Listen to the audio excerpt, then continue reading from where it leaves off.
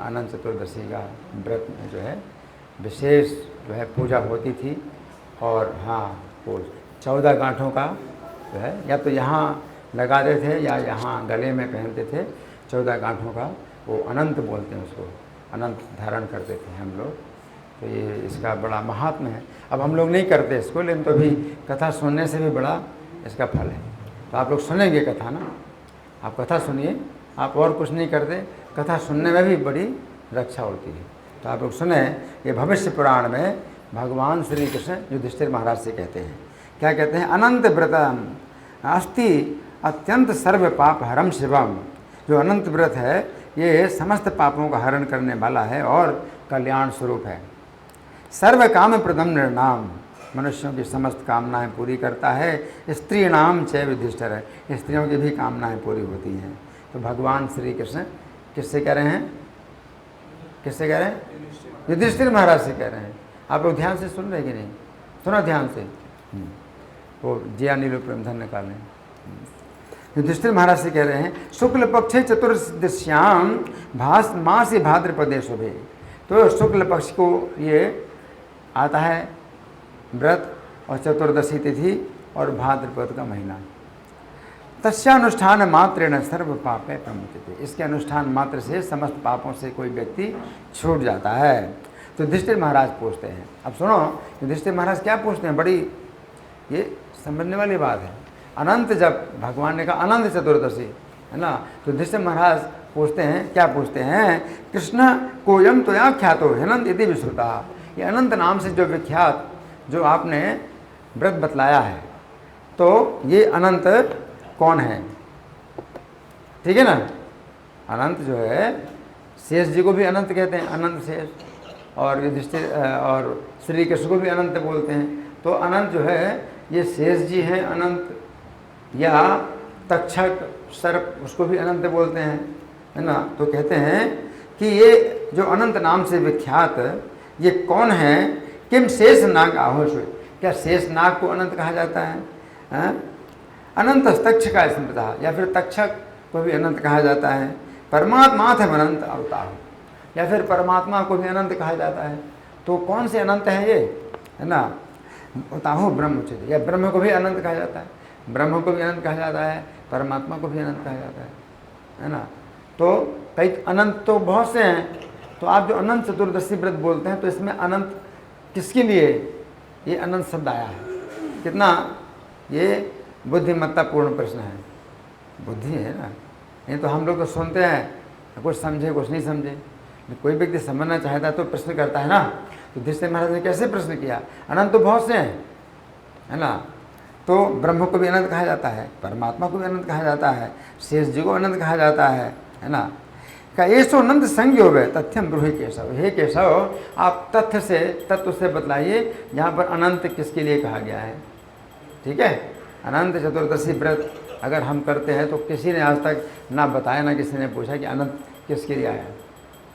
युधिष्ठिर महाराज हैं, समझदार व्यक्ति है, तभी तो पूछते हैं। तो श्री कृष्ण कहते हैं अनंत इत्यहम पार्थमम नाम निबोध है। तो भगवान श्री कृष्ण कहते हैं अनंत मेरा नाम है। युधिष्ठिर महाराज ने कृष्ण को छोड़ करके और कई अनंत बताए। तो कृष्ण भी अनंत हैं, ब्रह्म भी अनंत है, परमात्मा भी अनंत है और भगवान भी अनंत है। तो जिनको छोड़ दिया था भगवान कहते हैं मैं वो हूँ जिसको तुमने छोड़ दिया, मैं अनंत, है ना। तो कई बार हम तो पहले सोचते अनंत शेष जी का जन्मदिन है ये, तो अनंत चतुर्दशी व्रत तो हम कई सालों तक तो शेष जी की कथा सुनाते रहे। हमें पता चला कि ये भविष्य पुराण में भगवान श्री कृष्ण बताते हैं और ये अनंत जो है स्वयं श्री कृष्ण है। मम नाम निबोधा, ये मेरा नाम है, निबोध है, ये समझो। भगवान कहते समझो, अनंत चतुर्दशी व्रत में जो पूजा होती है वो मेरी पूजा होती है और अनंत मेरा नाम है। हम नाम निबोध है आदित्यासु वारेसु यह कालों पर पद देते। और ये अनंत किस रूप में है? काल के रूप में। काल, अनंत काल है ना, काल को भी अनंत बोलते हैं। तो वो अनंत काल मैं हूँ, है ना, जिसमें क्या होता है कि जितने भी ये दिन हैं सब गुजरते हैं, काल भगवान की शक्ति से ही तो दिन गुजरते हैं, तिथियां गुजरती हैं, आयु गुजरती है, बचपन से जवानी, जवानी से बुढ़ापा, बुढ़ापे से मृत्यु, सबको प्राप्त होती है ना। तो वो कौन? काल भगवान कौन है? श्री कृष्ण है। श्री कृष्ण कहते हैं कला काष्ठा मुहूर्त आदि दिन रात्रि शरीरवान। तो शरीर जो धारी है उसको जो है दिन रात जो है उसके बीतते हैं। तो किसकी शक्ति से बीतते हैं? अनंत काल, अनंत काल है। पक्ष मास ऋतु वर्ष आदि युग कल्प व्यवस्थया। तो पक्ष भी बीतते हैं, महीने बीतते हैं, ऋतुएं बीतती हैं और युग भी बीतते हैं और कल्प भी बीतते हैं, है ना। योजम कालोयम आख्यातस्तम धर्मभृतांबर। तो हे धर्मधारियों में श्रेष्ठ युधिष्ठिर महाराज, जो ये काल जो इस समय है जो मेरे द्वारा बताया गया है अनंत काल, सोहम कालो वितीर्णोत्र। वही मैं काल हूँ जो अवतीर्ण हुआ हूँ, वही काल में अवतीर्ण हुआ हूँ। अत्र भवो भारावतारणात्। भूमि पृथ्वी का भार उतारने के लिए मैं वही काल अवतीर्ण हुआ हूँ। तो गीता में भी भगवान कहते हैं ना, कालोस्मि लोकक्षयकृत प्रवृत्तो। मैं काल हूँ और इन सब लोगों का जो है विनाश करने के लिए आया हूँ। भगवान गीता में भी कहते हैं, अपना विश्व रूप दिखलाते हैं और अर्जुन पूछते हैं आप कौन हैं? आप कौन हैं? भगवान हैं? आप कौन हैं? तो भगवान के कालोस्मि लोकक्षयकृत प्रवृत्तो लोकान समाहर तुम्हें प्रवृत्ता। और मेरी प्रवृत्ति क्या है? इन सब लोगों को जो है क्या है? समेटना है। ऋते भी त्वाम ना भविष्यन्ति सर्वे। तुम्हारे ना रहने पर भी ये लोग नहीं रहेंगे। अर्जुन सोच रहे हैं मैं क्यों मारूं इनको? भगवान कहे तुम्हारे ना रहने पर भी ये लोग नहीं रहेंगे, है ना। ये मेरे द्वारा पहले से ही मारे गए हैं। मैं काल हूँ, मैं मार चुका हूँ इनको। तुम तो केवल यश प्राप्त करो इनको मार करके, भगवान कहते हैं। तो वही काल जो है भगवान यहाँ पर कहते हैं कि पृथ्वी का भार उतारने के लिए मैं वही काल जो है अवतीर्ण हुआ हूँ। दानवानाम विनाशाय वसुदेव कुलोद्भवम। दानवों का विनाश करने के लिए और वसुदेव के कुल में मैं उत्पन्न हुआ हूँ। माम विध्यनंतम पार्थ तम विष्णुम जिष्णुम हरम शिवम। तो हे पार्थ, है पार्थ अर्जुन को भी कहते हैं, पार्थ युधिष्ठिर को भी कहते हैं। तो भगवान कहते हैं कि हे पार्थ, तुम उसी को जो है अनंत मुझे जानो। मैं ही विष्णु हूँ, मैं ही जिष्णु हूँ, मैं ही हर हूँ, मैं ही शिव हूँ, मैं ही ब्रह्मा हूँ, मैं ही शेष हूँ, मैं ही सूर्य हूँ। ब्रह्मांडम भास्करम शेषम सर्वव्यापिनम ईश्वरम। और मैं सर्वव्यापी ईश्वर हूँ। विश्वरूपम महात्मानम सृष्टि संहार कारकम। तो संपूर्ण विश्व मेरा ही रूप है और मैं ही महात्मा सृष्टि संहार करने वाला हूँ। प्रत्यार्थम मया ख्यातम। तो तुम्हारे विश्वास के लिए मैंने ये बताया है। सोहम पार्थ न संशया। मैं वही हूँ हे युधिष्ठिर, इसमें कोई संशय नहीं है। तब युधिष्ठिर महाराज कहते हैं अनंत व्रत महात्म्यम विधिवत विदाम्बर। तो हे विद्वानों में श्रेष्ठ श्री कृष्ण, अब आप मुझे अनंत व्रत का महात्म्य बताइए और इसकी विधि बताइए। कौन बोले? कौन बोले? युधिष्ठिर महाराज। किससे बोले? हैं? श्री कृष्ण से बोले। हाँ, किम पुण्यम किम फलम चांस। इसका क्या पुण्य होता है, इसका क्या फल होता है? अनुष्ठान बताम नृणाम। जो मनुष्य इसका अनुष्ठान करते हैं तो उनको क्या पुण्य मिलता है, क्या फल मिलता है? केन माधव पुनः चीर्णम मरते घेन प्रकाशन। अथवा किसने सबसे पहले शुरू किया? सबसे पहले किसी व्यक्ति ने सबसे पहले किया होगा तो वो कौन है? जैसे सबसे पहले किया। आवाज़ ठीक नहीं है? ठीक है आवाज़? हाँ, किसने सबसे पहले इसको किया? और केने प्रकाशितम। और किसने इसको प्रकाशित किया? उपदेश किसने किया? ये भी जो है बताइए। एवं समस्तम विस्तार है ब्रूहि अनंत व्रतम हरे। तो हे श्री कृष्ण, आप विस्तार पूर्वक अनंत व्रत का वर्णन कीजिए। आसित पुराकृत योगे सुमंतो नाम वेदुजा। तो भगवान कहते हैं कि प्राचीन सतयुग में सुमंत नाम के एक ब्राह्मण थे। क्या नाम था? सुमंत। सुमंत नाम के एक ब्राह्मण थे। कौन सा युग था? सतयुग। कौन सा युग? जोर से बोलो करो। कौन सा युग? आवाज नहीं निकल रही मुझसे। वशिष्ठ गोत्र चोत्पन्न। वो जो है उत्पन्न हुए थे वशिष्ठ गोत्र में, स्वरूपश्च भृगु सुताम, और भृगु के जो है पुत्र भृगु के गोत्र में है, नहीं स्वरूपश्चा, और वो जो है रूपवान थे, बड़े सुंदर थे। भृगु सुताम, भृगु की जो पुत्री थी दीक्षाम, भृगु की दीक्षा नाम की पुत्री थी, क्या नाम था, उससे विवाह किया उन्होंने। वेदोक्त विधि नाता था, वेदोक्त विधि के अनुसार उन्होंने उससे विवाह किया। तस्या कालेन संजात दुहिता अनंत लक्षणा, तो समय के अनुसार उस दीक्षा नाम की पत्नी से उनको एक पुत्री हुई, वो जो है अनंत लक्षण वाली पुत्री थी। शीला नाम, इसका नाम क्या था, शीला।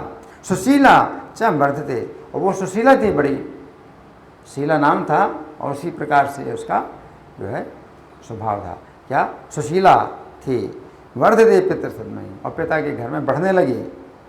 माता च तस्या काले ने हरदाहे पीड़िता, उसकी जो माता थी वो हरदाह के रोग से पीड़ित होकर के मृत हो गई। किसकी माता, शीला की माता हरदाह के रोग से पीड़ित होकर के मृत हो गई। बिना ना से नदी तीरे मृता स्वर्ग पर, तो नदी के किनारे ही उसका शरीर छूट गया और वो जो है स्वर्ग चली गई, उसकी माता है ना। उसकी माता का नाम क्या था, याद आ रहा है, दीक्षा, ध्यान से सुनो, है, उसकी माता का नाम दीक्षा था और पुत्र का नाम शीला था। तो दीक्षा की मृत्यु हो गई नदी के तट पर। सुमंतोपि ततोन्याम वे धर्म पुनः सुदाम पुनः, तो सुमंत ने जो है धर्म के अनुसार पुनः क्या किया, उपये में यानी विवाह किया। विधाने ने विधि पूर्वक कर्कसाम नाम नामतः, तो कर्कसा नाम की एक स्त्री से विवाह किया। ये दूसरा विवाह था, और वो कैसी थी, दुस्शीलाम कर्कसाम चंडीम, वो दुस्शीला थी, बड़े बुरे स्वभाव की थी, कर्कसा थी, नाम भी था उसका कर्कसा और स्वभाव भी था कर्कसा। चंडी थी, मतलब क्रोध, बहुत गुस्सा होती थी। कलहकारिणी, झगड़ा करने वाली थी। साप शीला पितुर्गे गृह अर्चन रता विभु, तो वो उसी घर में शीला भी बेचारी थी, ये सौतेली माता तो और उसको बुरा व्यवहार करेगी। तो शीला जो है बेचारी क्या करती, दिन भर अपने घर की पूजा करती रहती थी, जिससे कि माता से जो है कुछ झगड़ा ना हो। तो अपना गृहार्चन रहता, तो घर में पूजा करती रहती। कुड्य स्तंभ तुलाधार देहिली तोरणा दिशु, तो घर के जितने भी दरवाजे थे, घर के जितने दरवाजे थे और खंभे थे और देहली और तोरण, सभी में चातुर्वर्ण करम, तो चारों रंग से जो है वो क्या बना दी थी, चित्र बना दी रहती थी। अपना एक काम जो है अपना उसने ले लिया था, तो अपना करती रहती थी। वैश्य नील पीत सितासित है, तो उसमें जो है नीला रंग और पीला रंग और काला और सफ़ेद, चार रंगों में जो है वो चित्र बना दी रहती थी, है ना। स्वस्तिक है संघ पद में, अच्छा स्वस्तिक चिन्ह बनाना, एक तो स्वस्तिक चिन्ह होता है ना, वो जो है देखने से बड़ा कल्याणकारी होता है। स्वस्तिक चिन्ह बनाती थी, शंख का चिन्ह बनाती थी और कमल बनाती थी। अर्चयंती पुनः पुनः, और बार बार पूजा करती रहती थी। पिता दृष्टा सुमंतिन स्त्री चिन्ह जो बनिष्ठा, पिता ने देखा कि अब जो है इस शीला के जो है शरीर में स्त्री के चिन्ह आ गए, यानी यौवन आ गया है। कस्मे देया मया शीला विचार्य हम दुखिता, तो बहुत जो है वो चिंतित हो गए कि किसको अपनी कन्या मैं प्रदान करूँ। पिता ददो मुनि इंद्राय कौंडिन्याय शुभ दिन, तो एक शुभ दिन में जो है कौंडिन्य मुनि को जो है पिता ने अपनी कन्या विवाह में दे दी। कौन से मुनि, कौंडिन्य मुनि। स्मृति उक्त शास्त्र विधिना, तो जो भी स्मृति शास्त्र के जो विधान हैं उनकी विधि के अनुसार विवाहम अकरोतदा, विवाह कर दिया। किसने विवाह किया, सुमंत, हाँ सुमंत ने विवाह किया। किसका विवाह किया, अपनी बेटी शीला का, किसके साथ, कौंडिन्य। सबको पता होना चाहिए, सब लोग सुन रहे हैं है ना।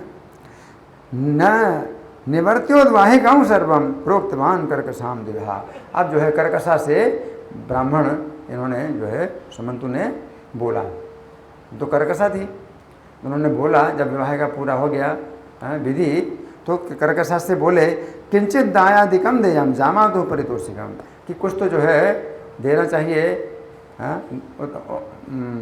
उसको बोलते हैं उपहार। दामाद अब जा रहे हैं, कन्या भी जा रही है दामाद के साथ में, कुछ उपहार तो देना चाहिए। कर्कशा से बोला कि कुछ तो उपहार देना चाहिए। तत्श्रुत्वा कर्कशा क्रोधा, वो सुन करके कर्कशा बड़ी गुस्से हो गई, बड़ी गुस्सा हो गई। प्रोधृत गृह मंडपम, और घर का जो मंडप है उसमें जो है सब सामान रख लिया।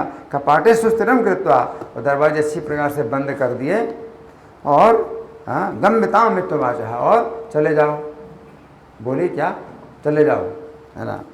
भोज्यावशिष चूर्ण पाथे हम चकार सा, और भोजन के लिए कुछ चूर्ण जो है पाउडर के रूप में कुछ भोजन जो बचा था वो दिया, यही ले जाओ।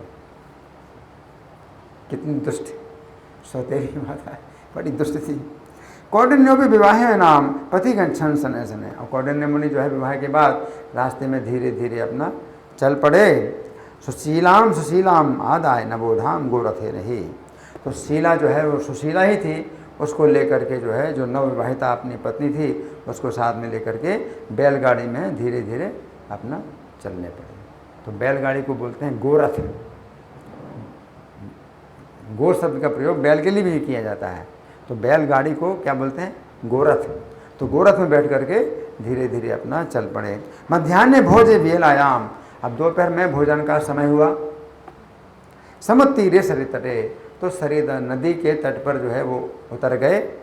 और दर्श शीला शास्त्री नाम समूहम रक्तवासाम, तो उस समय शीला ने जो है देखा कुछ स्त्रियां हैं जो कि लाल वस्त्र धारण किए हुए कुछ पूजा कर रही हैं।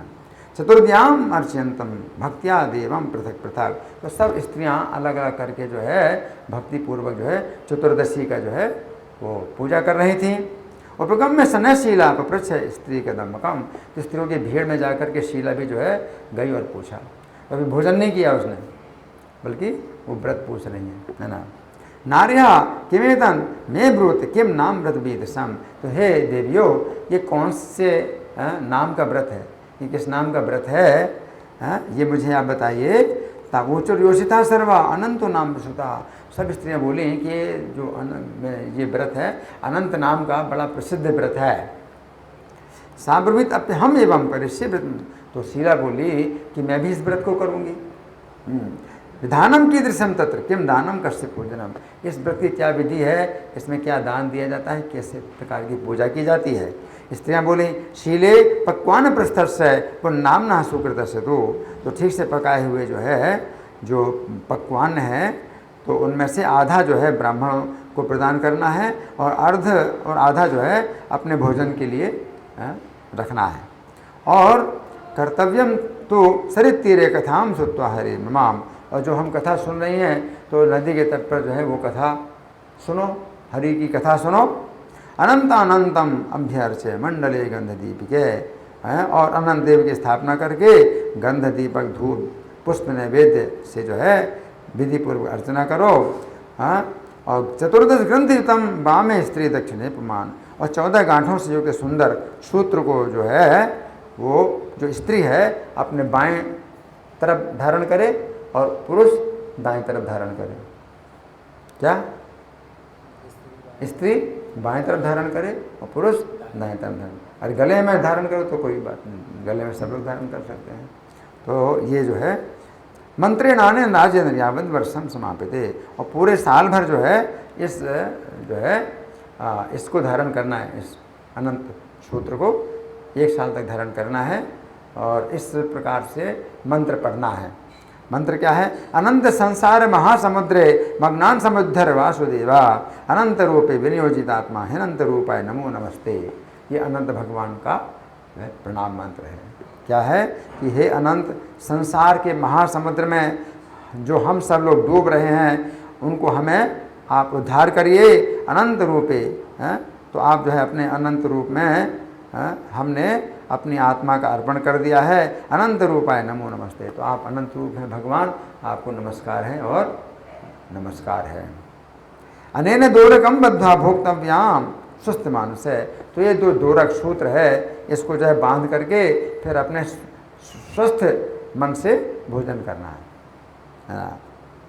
ध्यात्वा नारायणम देवम अनंतम विश्वरूपम, और भगवान नारायण का ध्यान करके, जो अनंत भगवान हैं, विश्वरूप भगवान हैं, उनका ध्यान करके भोजन करना है। भुक्त्वा चांते ब्रजेत द्वेष में हीतम प्रोक्तम व्रतम तब, और जब भोजन हो जाए अंत में फिर जो है अपने घर में जाना है, और ये जो व्रत है वो हमने तुम्हें बता दिया। सापि श्रुत्वा व्रतम चक्रे शीला बद्धा सुदूरकम, तो उसने भी जो शीला ने उसी प्रकार से व्रत किया और वो जो अनंत सूत्र है वो भी बांधा। भरता तस्या समागतताम ददर्श महाधनाम, तो उसका पति तब तक आ गया, अपना नित्य कर्म करके आया पति, तो उसने क्या देखा कि शीला को जो है बहुत धन प्राप्त हो गया है।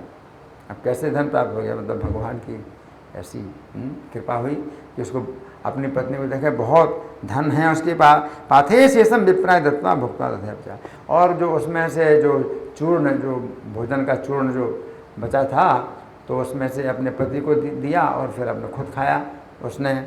इस प्रकार से पुनर्जगा में साहृष्टा गोरथेन सुमासमम, इस प्रकार से जो है उसी गोरथ में यानी बैलगाड़ी में अपने घर फिर चले गए।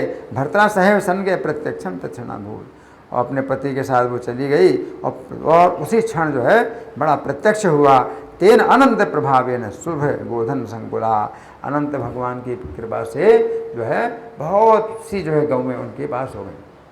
असली धन क्या है? गौएं। ये कागज़ के नोट जो है असली धन नहीं है, कभी भी नोटबंदी हो जाए तो सब बेकार हो जाएगा। तो गोधन जो है, गौओं का धन ही असली धन है। तो अनंत भगवान की कृपा से उनकी बहुत गौएं हो गई। गृहाश्रमाश्रया युक्त तो धन धान समायुता, तो गृह आश्रम में जो है वो जो है धन से युक्त हो गए और सब प्रकार का धान्य, अन्न, कई प्रकार अन्न का जो है भंडार उनके पास हो गया। आकुलो व्याकुलो रम्य सर्वातिथि पूजना, और सब जगह जो है अतिथि लोग आ रहे हैं और अतिथियों की पूजा करते हैं ये लोग और उनको भोजन कराते हैं, तो हमेशा व्यस्त रहते हैं। बहुत धन आ गया और जो है अन्न भी आ गया, तो अतिथियाँ लोग आ रहे हैं तो उनको खिलाते पिलाते हैं।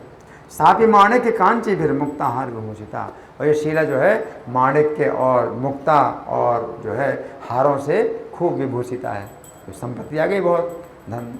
दिव्यांग वस्त्र संचन्ना सावित्री प्रतिमा भवत, और जो है बड़े दिव्य वस्त्रों से जो है वो जो धारण की हुई वो सावित्री के समान जो है शोभा दे रही है।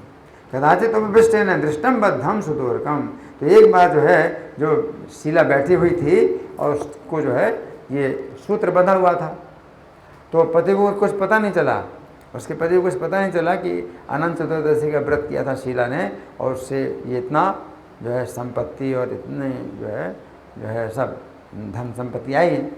तो पति ने जब देखा कि ये क्या है, पति को पता नहीं था कि वो सूत्र बंधा था, है ना। तो शीलाया हस्त मूल है तो साक्षेपम त्रुटितम विषा, तो उसने जो है हाथ के मूल में जो वो बंधा था उसने क्या है गुस्से में तोड़ डाला। किसने तोड़ दिया? पति ने। क्या नाम? कौन ने? है ना, तोड़ दिया। तेन कर्म पाके न तस्य शास्त्री क्षयम गदा, इस प्रकार के जो है अपराध से उनकी जो है संपत्ति नष्ट हो गई। उसने जो है तोड़ दिया गुस्से में सूत्र, उनकी संपत्ति नष्ट हो गई। तस्कर नीतम गृहम छाग्निविद अहितम, तो गोधनम, जो गौएं हैं वो चोरों ने चुरा ली और घर में जो है आग लग गई, है ना। तो फिर क्या हुआ? यद यद यद एवं गतम गे तत्र तत्र नश्यति, और जो भी धन आए घर में वो नष्ट हो जाता है। जो भी धन घर में आता है वो सब नष्ट हो जाता। सुजन्य कल हो, और सुजनों अपने परिवार वालों से भी झगड़ा होता है। मित्रेर वचनम ना जने तथा, और मित्रों से बातचीत होना बंद हो गई। अनंताक्षेप दोष है, अनंत भगवान का जो है जो अपराध किया, किसने? पति ने किया। उस दोष से दारिद्र्यम पतितम गृहे, तो उनके घर में पूरी दरिद्रता आ गई। दारिद्रता न कश्चित बदते लोकस्ते न साधम युधिष्ठिर, और उनके साथ में अब कोई भी बात नहीं कर रहा है, कोई बात नहीं कर रहा है ना। फिर ततो जगह में कौंडिन्यो निर्वेदात्मन गहवरम, तब जो है कौंडिन्य ऋषि जो है गहन वन में चले गए, बड़े दुखी होकर के गहन वन में चले गए। मनसा ध्यायते अनंतम कदा द्रक्ष्यामि केशवम, और मन से जो है अनंत भगवान का ध्यान करते हुए कि मैं कब भगवान केशव का दर्शन करूँगा। व्रतम निरसनम गृह है ब्रह्मचर्यम जपन हरिम, ब्रह्मचर्य का पालन करते हुए और हरि का जो है जप करते हुए और बेहबलता पूर्वक बड़े व्याकुल होकर के कहाँ चले गए? बिल्कुल एकांत जंगल में चले गए, एकांत जंगल में चले गए। तत्रा पश्यन् महावृक्षम फलितम पुष्पितम तथा, तो वहाँ उन्होंने एक फलित और पुष्पित महावृक्ष को देखा, उसमें बहुत फल फूल लगे। एक पेड़ देखा जिसमें बहुत से फल फूल लगे हैं, बहुत बड़ा वृक्ष है। तम अपृच्छम त्वयानंत कच्चित दृष्टो महाद्रुम, कि हे महावृक्ष, क्या आपने भगवान अनंत का दर्शन किया? कौंडिन्य ने उस वृक्ष से पूछा, क्या पूछा? हे महावृक्ष, क्या आपने अनंत का दर्शन किया? तब ब्रूहि शोक की उमाचेदम नानंतम वेदि हम विजय, तब उस महावृक्ष ने कहा कि हे ब्राह्मण, मैं अनंत को नहीं जानता। एवं निरीक्षितस्ते ने काम दर्श सबत्स काम।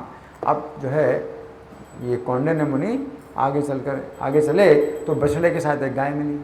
क्या मिली? बछड़े के साथ एक गाय मिली। तृण मध्य प्रधावंती इतश्चेतश्च पांडव, और वो जो है हरी घास में जो है इधर उधर चल रही थी।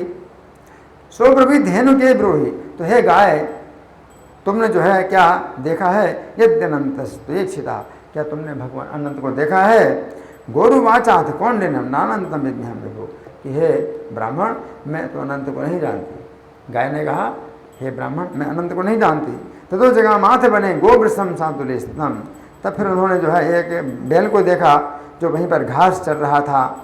दृष्टा पप्रच्छ गोस्वामीन अनंतो लक्षित स्तोया, कौंडिन्य ने पूछा कि आपने क्या अनंत को देखा है? अनंत भगवान को। गोवृषतम वाचात है नानंतो वीक्षितो मया, तो बैल ने भी कहा कि मैंने अनंत को नहीं देखा है। तो वृद्धन सागरे रम्यम पुष्करणी द्वयम, तो आगे चल करके दो बड़े सुंदर जो है पुष्करणियाँ देखी। पुष्करणी को हिंदी में क्या बोलेंगे? जो सरोवर जो होते हैं ना, तो तलैया, हिंदी में बोलेंगे तलैया।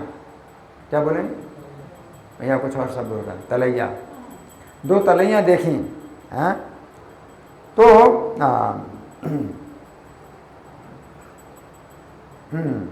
अन्योन्य जल कल्लोल बीची भी परिशोभितम, और एक दूसरे से जो है वो जो है मिलती हैं, अपनी लहरों के द्वारा मिलती हैं। और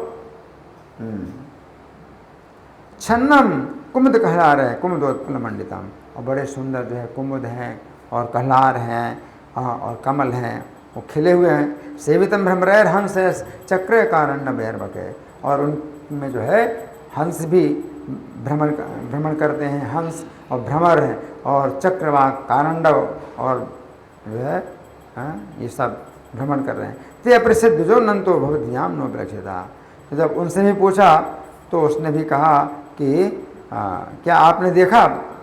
तो उन्होंने कहा कि पूछ तो पुष्करण्य ते तम नानंतम विद्महे, तो दोनों तलैयों ने भी कहा कि हम लोग अनंत को नहीं जानती हैं। तो ब्रह्मंड दर्शागे गर्दभम कुंजरम था, फिर आगे चल करके उनको एक गधा मिला और एक हाथी मिला। तो उनसे भी पूछा कि आपने अनंत को देखा है? तो उनका उत्तर था कि उन्होंने अनंत को नहीं देखा। आगे जाने पर ऋषि कौंडिन्य ने जो है कुंजरम माने हाथी। तो ये जो है फिर अब जो है कौंडिन्य बड़े थक करके बैठ गए। तब भगवान अनंत देव का वहाँ प्रत्यक्ष वृद्ध ब्राह्मण के रूप में प्रकट होकर के यहाँ बोले। भगवान अनंत स्वयं आए वृद्ध ब्राह्मण के रूप में, बोले यहाँ आओ। उन्होंने कौंडिन्य का दाहिना हाथ पकड़ा और ले जा करके उनको दिव्य पुरी का दर्शन कराया। अपना जो स्थान है वो जिसमें कि सिंहासन पर भगवान शंख चक्र गदा पद्म धारण किए गरुड़ के साथ थे, और भगवान ने ब्राह्मण कौंडिन्य को अपना विश्व रूप दिखलाया। उसको देख करके कौंडिन्य कहने लगे, पापो हम पाप कर्मा हम पापात्मा पाप संभवा पाहि माम पुंडरीकाक्ष सर्व पाप हरो भवो। वो क्या कहते हैं कि हे भगवान, मैं पापी हूँ मैं पाप कर्मा हूँ, मैं पापात्मा हूँ और मैं पाप से ही जन्मा हूँ। मेरी आप रक्षा कीजिए और आप मेरे सब पापों का जो है हरण करिए। हाँ, अद्य में सफलम जन्म जीवितम चा सुजीवितम। तो आज मेरा जन्म सफल हो गया है और जीवित रहना भी सुजीवित हो गया है। मुझे मार्ग में जो आम का पेड़ मिला था, गौएं मिली और 2 तलैया मिली, हाथ और गधा मिला, हाथी मिले, वे कौन थे आप मुझे कृपा करके बताइए। कौन कौन मिला था?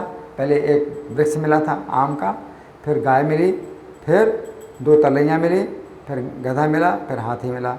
तो ये कौन थे आप बताइए। तो भगवान कहते हैं कि आम का जो पेड़ मिला था, ये एक ऐसा ब्राह्मण था जो वेद गर्वित विद्वान था।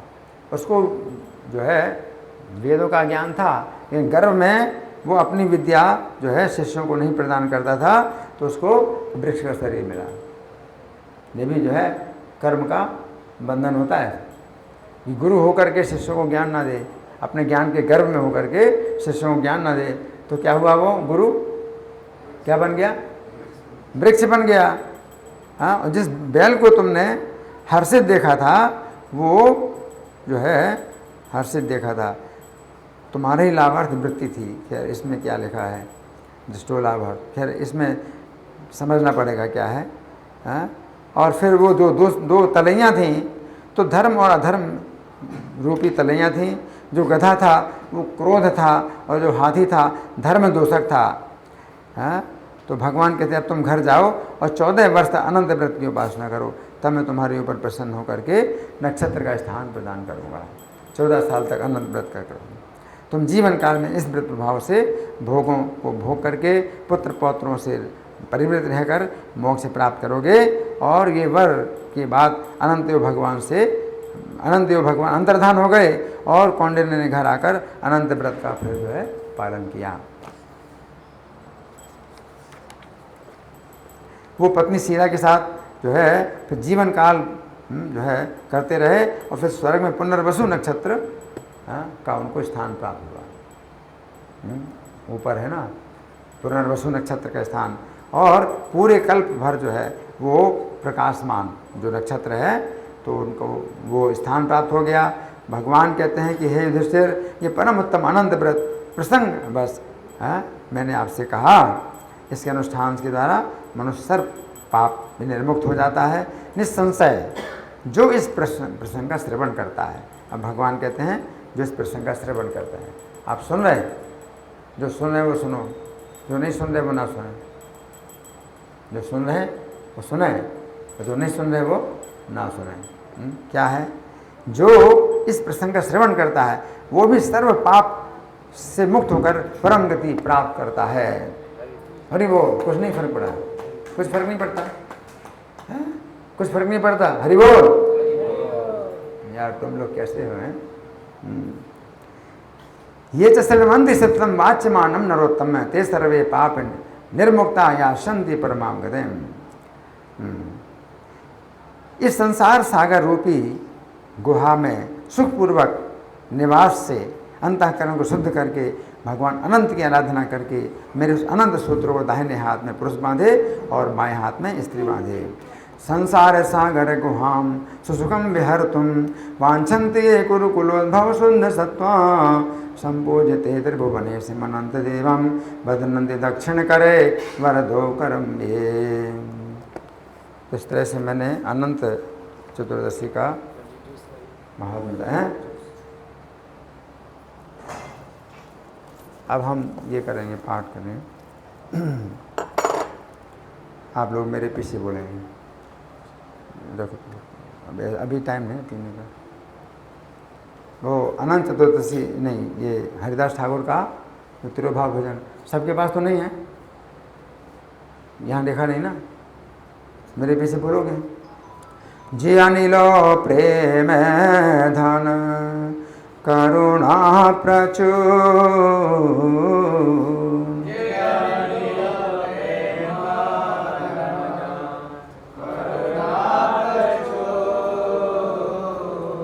हे ना प्रभु को था गेला हरिदास ठाकुर।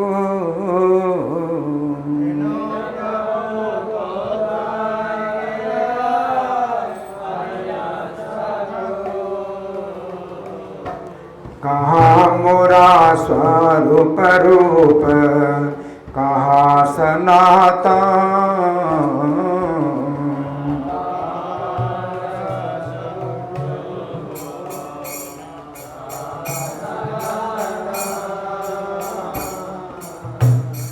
कहाँ दास रघुनाथ पतित पावन,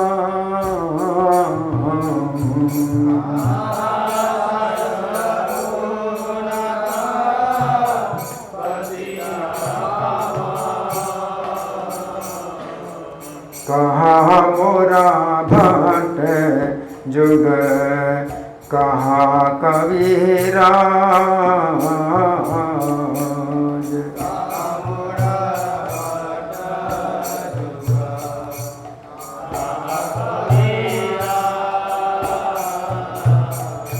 एक काल को था गिरा गोरा न ठहरा,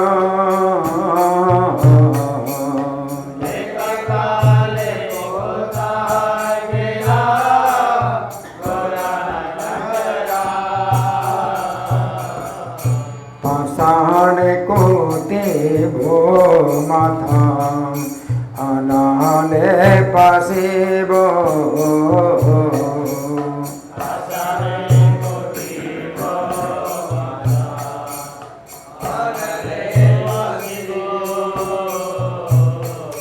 गौरांग गुणेरा निधि कोथा गिले पाबो,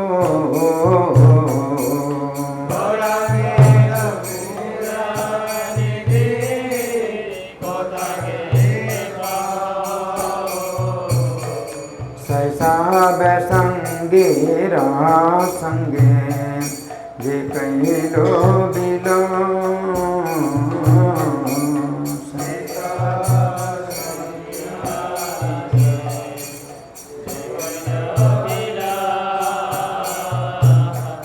से संग न पाइयो कांदे नरोत्तम दास,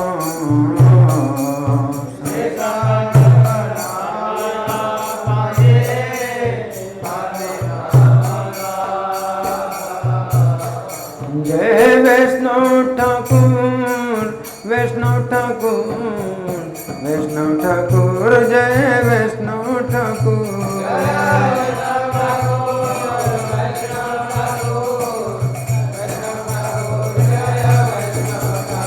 नित्य गौर हरि बोल, हरि बोल, हरि बोल, हरि बोल, हरि बोल, हरि बोल, हरि बोल, हरि बोल।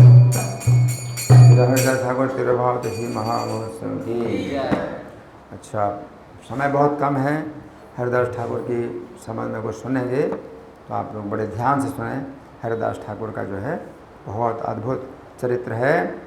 तो ये चैतन्य भागवत से मैं पढ़ के सुना रहा हूँ, और इसमें वृंदावन दास ठाकुर कहते हैं कि हे श्रोताओं, श्री हरिदास ठाकुर का चरित्र सुनिए। वो कह रहे हैं, कौन कह रहे हैं? वृंदावन दास ठाकुर कह रहे हैं। कौन कह रहे हैं? वृंदावन दास ठाकुर कह रहे हैं। क्या कह रहे हैं?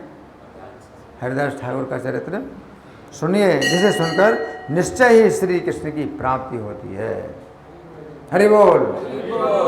कुछ फर्क नहीं पड़ता आप लोगों को, है? हरि बोल। जिसे सुनकर निश्चय ही श्री कृष्ण की प्राप्ति होती है।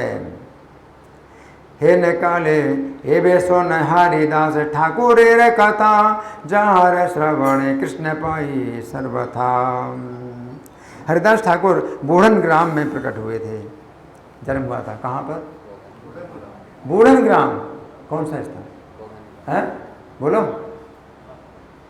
कौन सा गांव? बोलते क्यों नहीं आप? कौन सा गांव? बूढ़न ग्राम में प्रकट हुए थे, और जैसे प्रकट हुए तो पूरे देश में कीर्तन हो गया। कुछ समय बाद वह गंगा के तट में फुलिया और शांतिपुर में आकर के रहने लगे। अद्वैताचार्य का संग पाया और होंकार पूर्वक आनंद में विभोर हो गए। अद्वैताचार्य का संग उनको प्राप्त हुआ। अद्वैत का संग पाकर गोविंद रस की तरंगों में हिलोरें लेने लगे। हरिदास निरंतर उच्च स्वर में कृष्ण कृष्ण उच्चारण करते हुए आनंद पूर्वक गंगा के तट पर भ्रमण करते रहते थे और विरक्तों में अग्रगण्य थे, विरक्तों में अग्रगण्य थे और उनका मुख कृष्ण नाम से सदा पूर्ण रहता था। बेसाए सौखे ते विरक्तेर अग्रगण कृष्ण नामे परिपूर्ण श्रीवदन धन। एक क्षण भर के लिए भी गोविंद नाम से विरक्त नहीं होते थे। विरक्त में सबसे आगे थे, लेकिन इसमें विरक्त नहीं थे कि गोविंद नाम से विरक्त हो जाए। गोविंद नाम में क्या थे? विरक्त नहीं थे। क्या थे? उल्टा क्या होता है विरक्त का? आसक्त। एक क्षण के लिए भी विरक्त नहीं होते थे। गोविंद नाम से एक क्षण के लिए भी विरक्त नहीं रहते थे। प्रतिक्षण उनकी मति भक्ति रस में लगी रहती थी। कभी तो अपने आप में नृत्य करने लगते थे और कभी मतवाले शेर की भांति गर्जने लगते थे। ये भक्ति का ऐसा लक्षण है, शेर की तरह गर्जना। कभी उच्च स्वर में रोने लगते, कभी अट्टहास करते हुए हंसने लगते, कभी गर्जन करते, कभी मूर्छित होकर गिर जाते। एक क्षण में अलौकिक शब्दों का उच्चारण करते और अश्रु बहते थे, पुलकायमान होता शरीर, हंसी में हंसी आती थी, मूर्छा आती और पसीना आता। तो ये सब जो है जब हरिदास ठाकुर नृत्य करते थे तो ये सब लक्षण प्रकट होते थे। ऐसी प्रेम धारा में पूरा शरीर भीग जाता था। पाखंडी लोग भी चमत्कृत हो जाते थे। जो पाखंडी लोग जो कीर्तन की निंदा करते थे, इनको देख करके वो भी चकित हो जाते थे कि क्या ऐसा भी कोई भक्त हो सकता है। निंदा नहीं कर पाते बल्कि चकित हो जाते। सामान्य लोग भी निंदा करते, तुम कीर्तन करते हो, जोर जोर से क्यों कीर्तन करते हो, और हंसी उड़ाते थे। लेकिन इनको देख करके वो भी जो है चकित हो जाते थे और मुंह बंद हो जाता था उनका। किनका? पाखंडियों का, है ना। पाखंडियों की क्या बात, हरिदास के शरीर पर पुलकावली को देखकर ब्रह्मा और शंकर भी चकित हो जाते थे। कौन? ब्रह्मा शंकर भी चकित हो जाते थे। सब लोगों का उनमें विश्वास पैदा हो गया और फुलिया गांव में रहने लगे। गंगा स्नान करके निरंतर उच्च स्वर में हरि नाम उच्चारण करते हुए सब जगह भ्रमण करते थे। गंगा स्नान करे ने रहवादी हरि नाम, उच्च करे नैया बोले न सर्वस्थान। वहाँ के काजी ने फुलिया के शासनकर्ता को जाकर हरिदास का सब हाल सुनाया।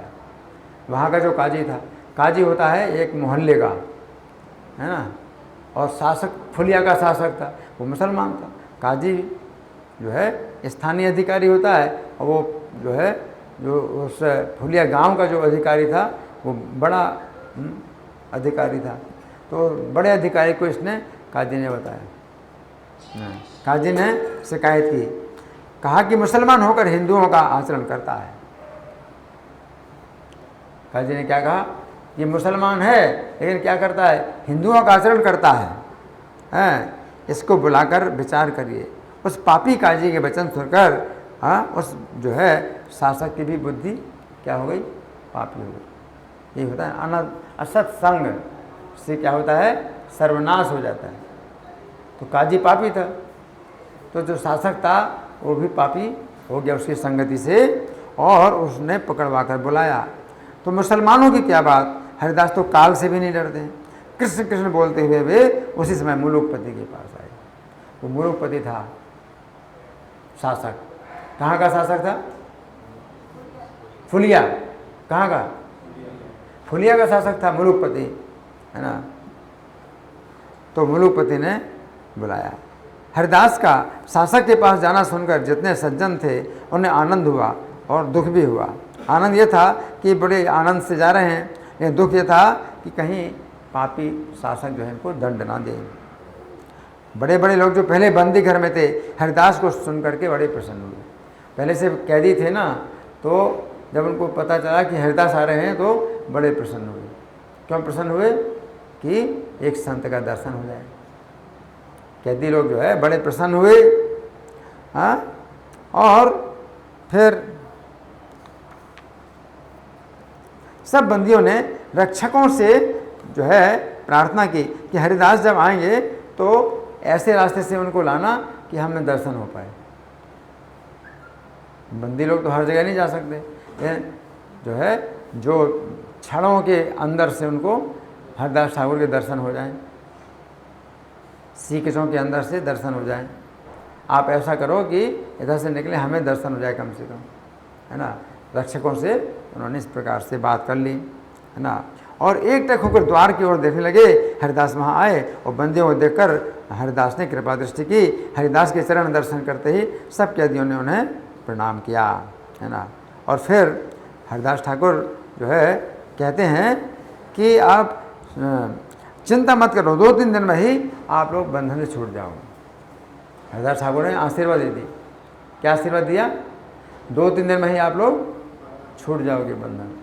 शक्ति थी ऐसी आशीर्वाद देने की शक्ति थी। तो कौन ऐसा आशीर्वाद दे सकता है? जो कैद खाने बंद है उसको कौन आशीर्वाद दे सकता है कि 2-3 दिन में छूट जाओगे?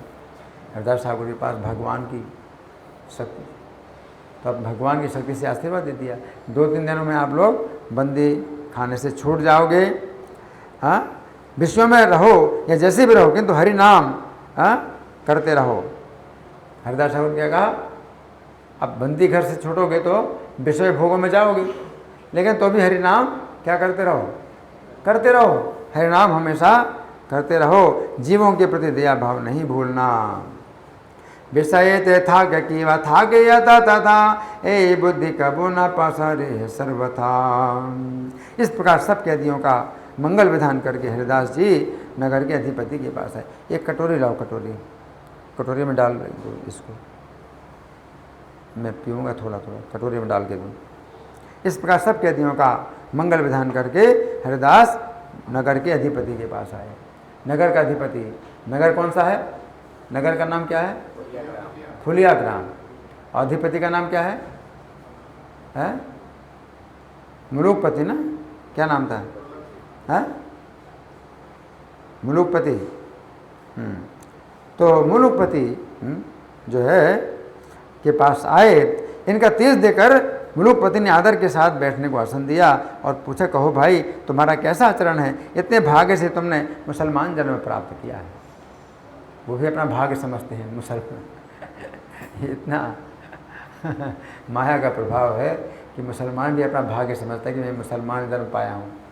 तुमने बड़े भाग्य से मुसलमान जन्म प्राप्त किया है, फिर तुम हिंदुओं का आचरण क्यों करते हो? हम तो हिंदुओं का देखा भात भी नहीं खाते।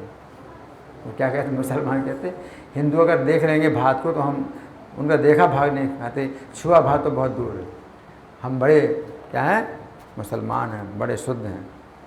वो इस तरह से बोलता है, हम तो हिंदुओं का देखा भात भी नहीं खाते हैं। तुमने तो मुसलमान जन्म में, मुसलमान वंश में जन्म लिया है, तो अपने जाति धर्म को त्याग कर दूसरे के धर्म का आचरण करते हो, तो कैसे मरने के बाद निस्तार होगा? है ना। तुमने ना जानकर जो अनाचार किया है उसको कुरान का कलमा पढ़ करके दूर करो। अब क्या करो? कुरान का कलमा पढ़ो और अपना सब अपराध दूर करो, तुम्हारा बहुत अपराध हुआ है। हरिदास ठाकुर ने जब शासक के वचन सुने तो बहुत जोर से हंस पड़े कि भगवान की कैसी माया, अहो विष्णु माया। हरिदास बोले, अहो विष्णु माया, और उसके प्रति मधुर वचन कहने लगे, सुनिए जनाब, सबका ईश्वर एक ही है, हिंदू हो या मुसलमान। हिंदू मुसलमान में नाम मात्र का भेद है, ईश्वर का भेद नहीं है। कुरान और पुराणों में एक ही ईश्वर की चर्चा हुई है, एक ही ईश्वर सबके हृदय में वास करता है और समस्त जगत उस उन्हीं के नाम का गुण अपने मत के अनुसार ग्रहण करता है। वो परमात्मा सबके भाव को ग्रहण करते हैं। किसी जीव की हिंसा करने पर ईश्वर की हिंसा होती है। इसलिए हिंदू कुल में कोई ब्राह्मण या अगर इच्छा से मुसलमान बन जाए तो हिंदू क्या करेगा? जिसका जैसा कर्म है भोगता है। तो आप विचार करिए, हरिदास ठाकुर के वचन को सुनकर मुसलमान लोग संतुष्ट हो गए। केवल एक काजी था बड़ा दुष्ट, बाकी सब मुसलमान संतुष्ट हो गए, है ना। केवल एक पापी काजी मुलुकपति से कहने लगा, इसको दंड दीजिए, ये दुष्ट अनेकों को बिगाड़ेगा और मुसलमानों को कलंकित करेगा। इसलिए दंड से बचना चाहता है तो कुरान के मत को ग्रहण करें। वो काजी जो है वो पीछे पड़ा हुआ है, कुरान ग्रहण करे। मुलुकपति ने फिर कहा, अरे भाई तुम अपने मुसलमान शास्त्र की चर्चा करो, नहीं तो सब काजी मिलकर तुम्हें दंड देंगे और फिर दंड होने पर तुम्हें फिर से मुसलमान बनना ही पड़ेगा। इसलिए मान लो, क्यों तिरस्कार सहन करते हो? हरिदास ने कहा, कि ईश्वर की इच्छा के बिना तो कुछ हो नहीं सकता है। यदि मेरे शरीर के टुकड़े टुकड़े करने पर प्राण चले जाएं तो भी मुख से हरि नाम बोलना नहीं छोड़ूंगा। क्या बोले? ईश्वर के टुकड़े टुकड़े हो जाएं तो भी हरि नाम नहीं छोड़ूंगा। देखो ये है मतलब नाम के आचार्य, हमारे नाम के आचार्य है दासा। थोड़ा सा दो पीऊँगा, निकालो, थोड़ा सा निकालो, बस बस बस बस।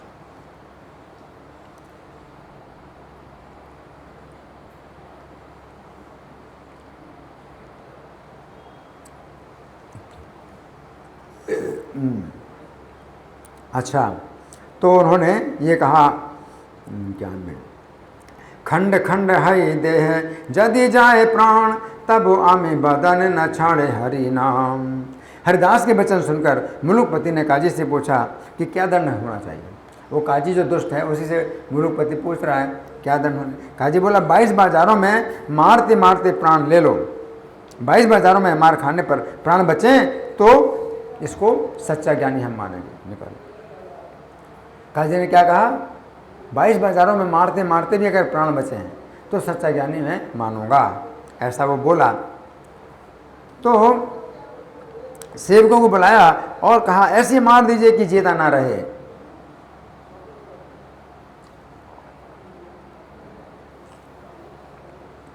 थोड़ा थोड़ा निकाला। काजी ने क्या कहा? ऐसी मार दीजिए कि क्या जीता ना रहे, ऐसी मार दीजिए कि जीता ना रहे। मुसलमान होकर हिंदुओं का आचरण करता है। पापी काजी के वचन सुनकर पापी मुलुकपति ने आज्ञा दे दी। काजी के वचन सुन के वो मुलुकपति भी पापी हो गया। पापी की संगति में दूसरा भी पापी हो जाता है, जो पापी ना वो भी पापी हो जाता है। आज्ञा दे दी, मुलुकपति ने आज्ञा दे दी और दुष्ट सेवकों ने पकड़ लिया हरिदास को। एक एक बाजार में ले जाकर हरिदास को चारों ओर से घेर लेते और क्रोध में भरकर मारने लगे।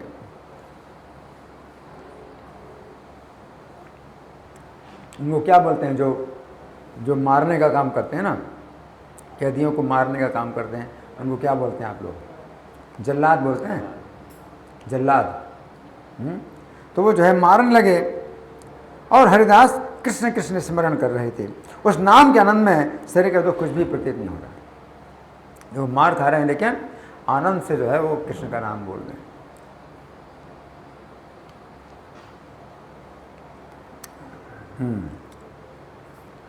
हरिदास के शरीर पर बहुत कठोर प्रहार हो रहे थे। चाबुक मारते हैं, बहुत जोर से आवाज होती है चाबुक की।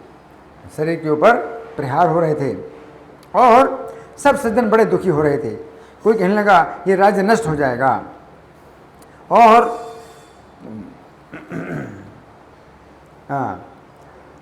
पापियों की जरा भी दया नहीं आती थी। बाजार बाजार में जाकर के हरिदास को मार रहे थे।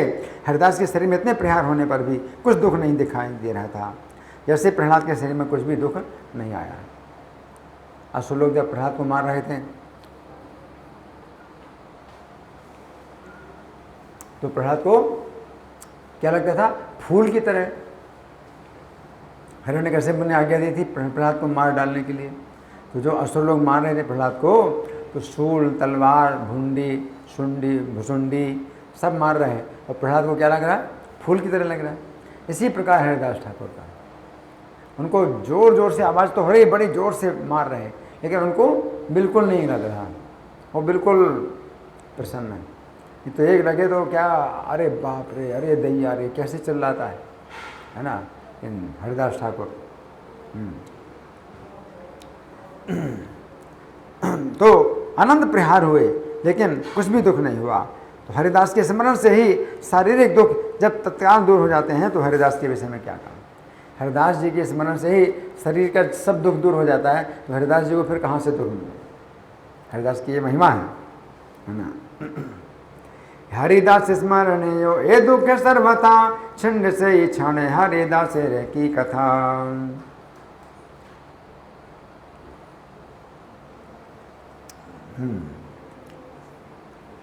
अब हरिदास को केवल दुख हो रहा था इन मारने वालों पर कि हे कृष्ण, इन सभी जीवों पर आप अपनी कृपा करो जिससे इनको अपराध ना लगे। इस प्रकार पापी लोग प्रत्येक बाजार में हरिदास को मार रहे थे और प्राण लेने के लिए जोर जोर से मार रहे थे। किस लिए मार रहे थे? प्राण लेने के लिए, जितनी जल्दी मर जाए हमारा काम पूरा हो जाए। ये प्राण लेने की जोर जोर से मार रहे थे वो लोग हरिदास को, कि परंतु उन प्रहारों पर इनका कुछ भी ध्यान नहीं था और विस्मित हो रहे थे पापी कि इतनी मार से कोई मनुष्य क्या जिंदा रह सकता है। ये एकदम मस्त है नाम के आनंद, और इतनी मार कोई मनुष्य हो सकता है जिंदा रहे, है ना। वो लोग भी विस्मित हो रहे थे कि तो हंस रहा है, ये कोई पीर है। सब लोग सोच रहे हैं मन में, कौन है?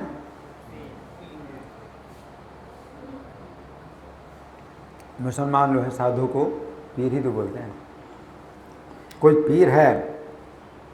अब ये मुसलमान बोले, हरिदास तुम्हारे पीछे हमारा मरण होगा, इतने प्रहारों से तुम्हारे प्राण बच गए तो काजी हमारे प्राण ले लेगा। मारने वाले बोले, क्या बोले?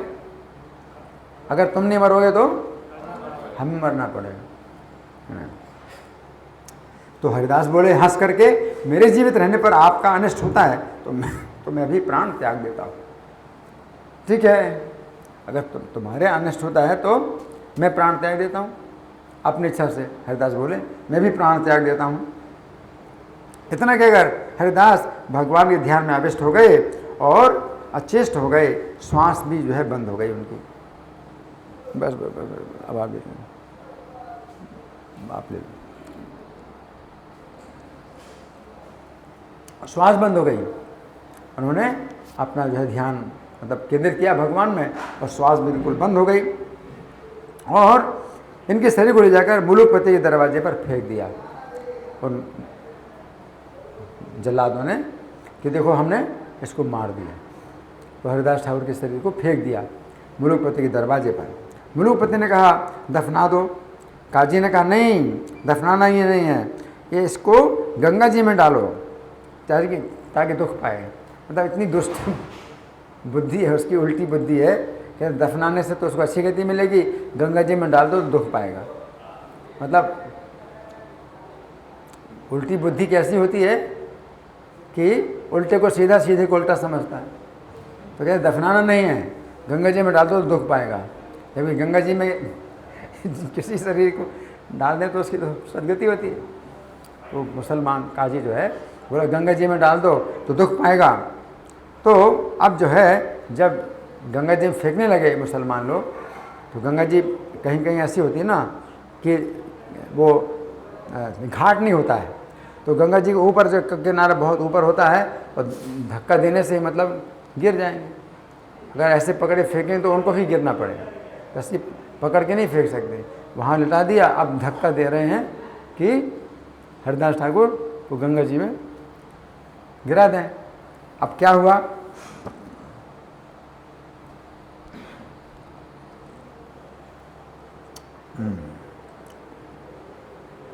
निश्चल होकर के जम गए और भगवान उनके शरीर में इतने प्रकट हो गए कि अब किसकी शक्ति है कि गंगा जी में वो फेंकने के लिए हिला पाएँ।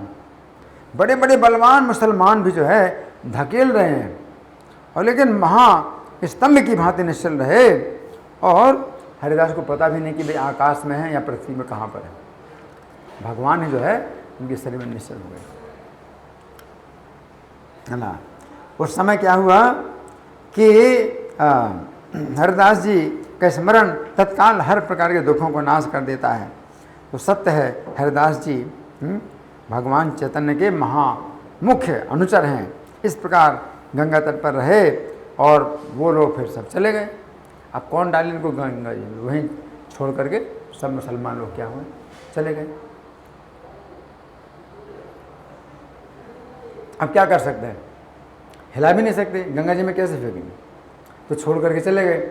और हरिदास जी जो है जब चेतना आई उनको तो जो है आनंद में जो है उठ गए और उच्च स्वर में हरिनाम कीर्तन करते फुलिया नगर में आ गए।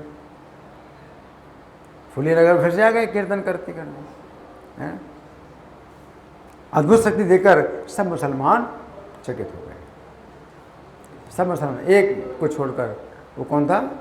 काजी, उसको छोड़कर सबने इनको दुख देना छोड़ दिया, सबका मन शुद्ध हो गया, इनको संत जान करके नमस्कार करते और सब मुसलमानों का उद्धार हो गया। कुछ देर बाद हरिदास जी जो है मुलुकपति भी आया क्षमा मांगने। कौन? नगर का अधिपति मुलुकपति भी आया क्षमा मांगने के लिए। वो काजी को छोड़ कर गए, मुलुकपति भी क्षमा मांगने के लिए आए। तो मुलुकपति सादर दोनों हाथ जोड़कर बोला, हरिदास आप सच्चे संत हैं, आपको हिंदू मुसलमान और ईश्वर सब में एक ज्ञान स्थिर है, और आपके दर्शन करने के लिए मैं यहाँ गंगा पर आया हूँ। मेरे अपराधों को क्षमा कीजिए। कोई आपका शत्रु मित्र नहीं है, आपको पहचानने वाला कोई व्यक्ति नहीं है। आप अपनी इच्छा के से गंगा के किनारे एकांत गुफा में जाकर वास करो, जहाँ इच्छा हो आप विचरण करो, आपकी जो इच्छा हो अपना रहो, उसी प्रकार से रहो। मुलुकपति ने कहा। हरिदास ठाकुर के चरण दर्शन करने से जो है सब अपने को भूल जाते हैं, और मुलुकपति ने इनको मारने को तैयार हो गया था, लेकिन अब चरण पकड़ रहा है। इस प्रकार मुसलमानों पर कृपा करके हरिदास ठाकुर फुलिया नगर में आ गए और उच्च स्वर में हरि नाम करते करते ब्राह्मणों की सभा में आए, और हरिदास जी आनंद में नाचने लगे। और उस समय ब्राह्मण लोग बड़े आनंद में निमग्न हो गए, और हरिदास स्थिर होकर इन बैठे और चारों तरफ से ब्राह्मण लोग बैठ गए। जितने ब्राह्मण थे वो भी इनको घोई घेर करके बैठ गए। हरिदास जी ने कहा, आप मेरे कारण कुछ भी दुख ना मानिए, प्रभु की जो मैंने निंदा सुनी थी उसका दंड प्रभु ने मुझे दिया। तो हरिदास ठाकुर जो है भगवान की कृपा देखते हैं, अपना कुछ दोष देखते हैं कि कुछ दोष तो है तो मेरा ही है, और भगवान की तो कृपा है। इस प्रकार से उन्होंने कहा हरिदास ठाकुर। तो काजी आदि सब जब उन्होंने इन्हें दुख दिया था, हाँ, तो उनका कुछ दिनों में सबंध नाश हो गया। जो माफ़ी मांगने नहीं आया, जो काजी माफ़ी मांगने नहीं आया, वंश के साथ ही उसका विनाश हो गया, है ना। जितने मुसलमान आए उनके चरणों के दर्शन करने के लिए, उनकी तो रक्षा हो गई, लेकिन जो अभी भी माफ़ी मांगने नहीं आया, है ना, तो क्या हुआ, उसका वंश सहित नाश हो गया, है ना। इसमें लिखा है, ताहाने वो दुख दिल जे समय बने सब से और भिष्ट तारा हिला कथो दिले।